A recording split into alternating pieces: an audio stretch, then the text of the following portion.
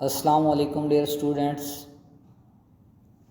उम्मीद है कि आप सब खैरियत से होंगे। आज हमने लेक्चर नंबर 5 नाइन्थ क्लास की केमिस्ट्री का डिस्कस करना है, जिसमें हमारा टॉपिक है कंपाउंड एंड मिक्सचर भी हम डिस्कस करेंगे। तो सबसे पहले हम डिफ़ाइन कंपाउंड करते हैं कि व्हाट इज़ कंपाउंड। कंपाउंड क्या है?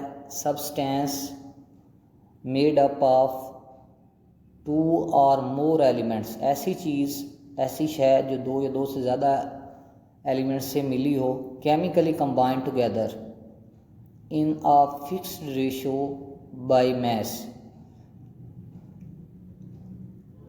उसके बाद हमारे पास है कि ये ऐसी चीज़ है जो 2 या 2 से ज़्यादा एलिमेंट्स केमिकली तौर पे आप मिलें एक ख़ास रेशो के साथ, तो उसको हम सब्सटेंस कहते हैं। इसमें जो प्रॉपर्टीज़ हैं वो ये हैं कि element lose their own identity, जो एलिमेंट्स मिलते हैं अपनी आइडेंटिटी वो छोड़ देते हैं, और जो नया सब्सटेंस बनता है, new substance have entirely different property, और जो नया सब्सटेंस बनेगा उसकी जो प्रॉपर्टीज़ होगी वो पहले से मुख्तलिफ होगी। जैसे हमारे पास वाटर है, H2O2 से बनता है, तो हाइड्रोजन और ऑक्सीजन अपनी क्या प्रॉपर्टीज़ लूज़ कर देती हैं।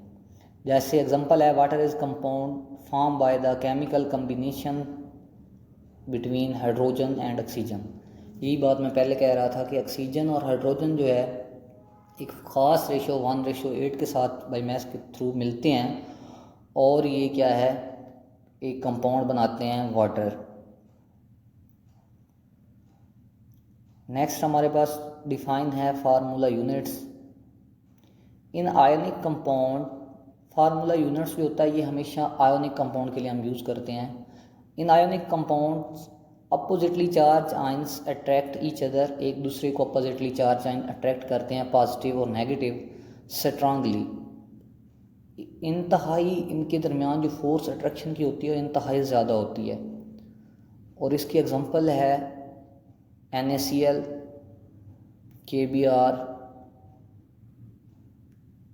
Copper sulphate, CuSO4। उसके बाद हमारे पास डिफाइन है मॉलिक्यूलर फार्मूला।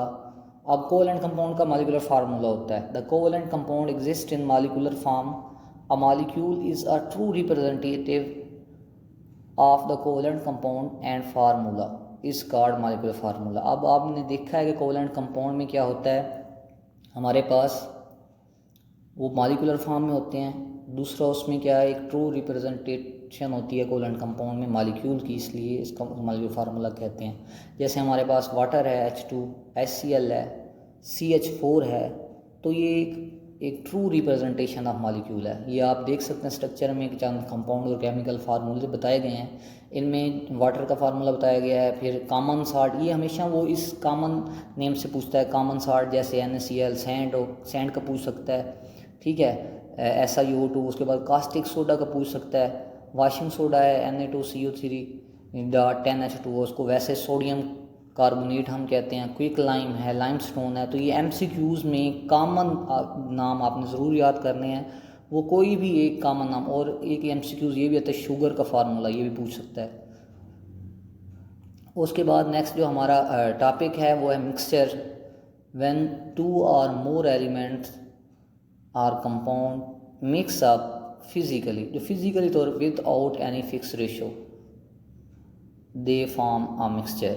जब 2 या 2 से ज़्यादा कंपाउंड या एलिमेंट्स फिजिकली तौर पे मिलें, और पिछले जो थे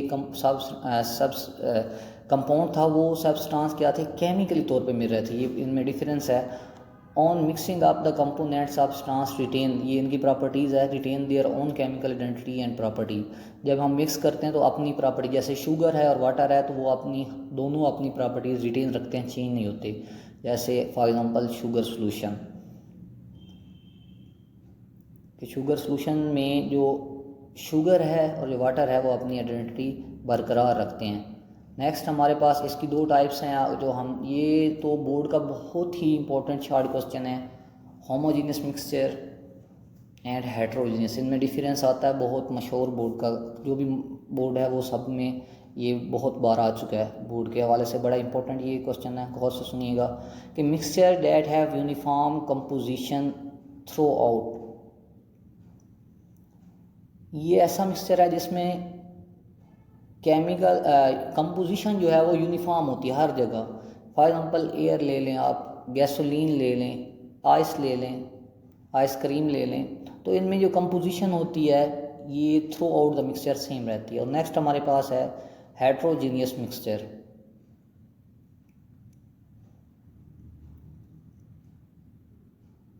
Heterogeneous mixture are those in which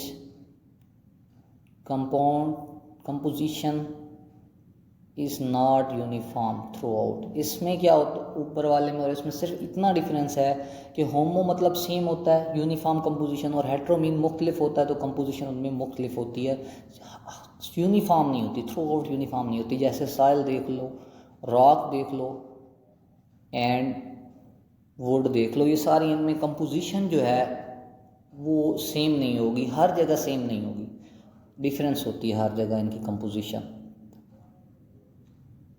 तो ये इनमें डिफरेंस बहुत ही इंपॉर्टेंट है, इसको अच्छे से याद करना है आपने। नेक्स्ट हमारे पास है डू यू नो, एक बॉक्स बना हुआ है, ये चंद एक चीज़ें हैं, जैसे एयर की कंपोजिशन है, तो ये बड़ा इंपॉर्टेंट है सवाल। इस air is a mixture of nitrogen, nitrogen इसमें होती है, ऑक्सीजन होती है, कार्बन डाइऑक्साइड होती है, noble gas and water vapours, इन चीज़ों का मिक्सचर मिलता है तो तब एयर बनती है। ये इंतहाई कंपोजिशन ऑफ एयर इंतहाई एम शॉर्ट क्वेश्चन है। नेक्स्ट हमारे पास है soil is a mixture of sand, clay, minerals, salt.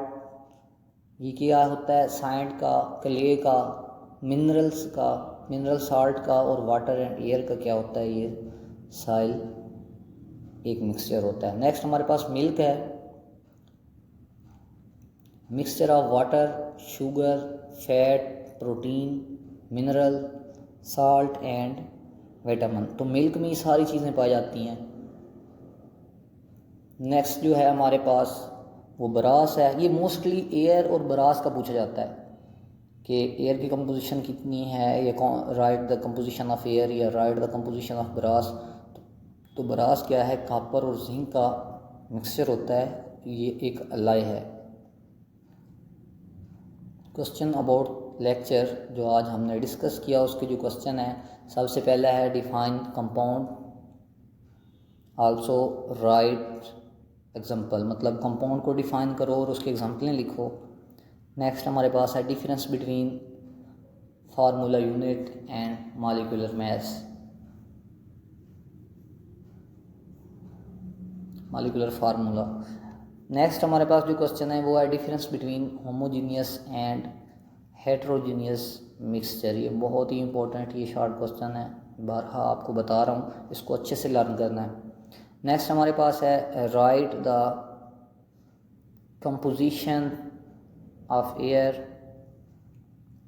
Dry air. हाँ, एयर और ड्राई एयर सेम है, अक्सर बच्चे कंफ्यूज हो जाते हैं, कभी कभी वो ड्राई एयर का पूछ लेता है, तो ये एयर वाली लिखनी है। एंड ब्रास, और ब्रास, इन दोनों की आपने कंपोजिशन बतानी है। फिर होमो और हेट्रोजीनियस, होमो सेम, हेट्रो डिफरेंस, फिर आगे फार्मूला यूनिट्स वगैरह जो भी हैं हमने डिस्कस किए हैं।